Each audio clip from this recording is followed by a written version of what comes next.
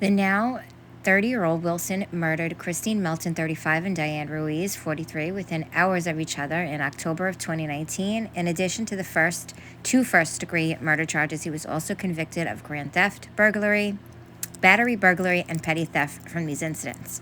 Dr. Mark Rubino testified during a Zoom disposition hearing on Monday, today, August 26, claiming recent brain scans performed on Wilson, age 30, indicate brain trauma, including impairment with short-term memory, along with cognitive and emotional problems in the setting of a psychiatric disease.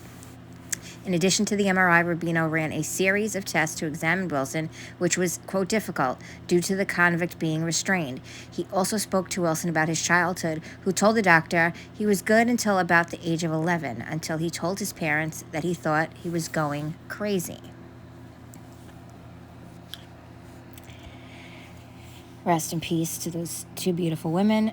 This just states their ages and his charges. So tomorrow he will be sentenced. This might hinder his sentencing as far as getting the death penalty. I don't think it'll affect anything else. Wilson told Rubino he was in 2 car accidents years ago growing up in Tallahassee, one in which he was the passenger when the driver hit an oak tree, hitting his head on the windshield, and the second when he and a group of friends were at the beach and again hit a tree. Everybody got knocked out, Rubino said. He started to run because he didn't want to be arrested. He was on probation. He woke up.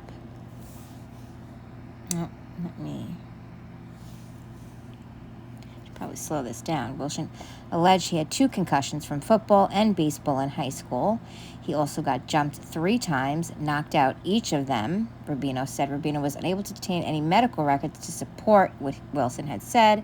The doctor, who stressed many times, "I'm a neurologist, not a psychologist," concluded that as a result of these head injuries, Wilson sustained something in addition to psychiatric disease. So his behavior is explained by his head injuries, his impulsiveness, his overwhelming emotion that gets acted upon.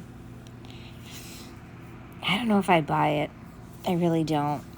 You can tell when somebody's clearly mentally ill, and the frontal lobe, and all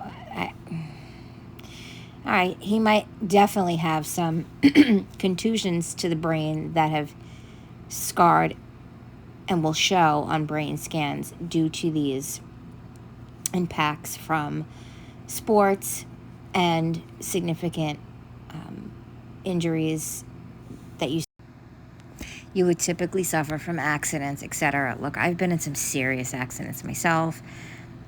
My behavior hasn't changed. I just don't think that this is really going to make too much of a difference.